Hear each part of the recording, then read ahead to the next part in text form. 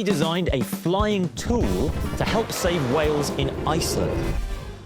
Every year, a charity called WhaleWise stations themselves in Iceland to look at humpback whales. The researchers stick a device called a LiDAR onto a drone and fly it over the whales. And by combining this data with the drone's photos, they can identify whale scarring and measure the whales to assess their health. We met with Jess from the charity and she demonstrated the LiDAR, but the system had loads of problems. You have to dismantle this thing just to get at the SD card. There are wires everywhere that can get tangled up in the propellers and chopped in half, and you have to catch it whilst wearing a leather bird-catching glove. So plenty of things to work on. So we began designing our own version.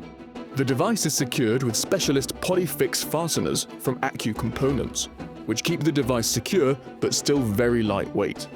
And once we were happy with the physical design, we headed to Iceland to test the prototype. We flew it over some whales and the data looked good, so we refined it into this finished product.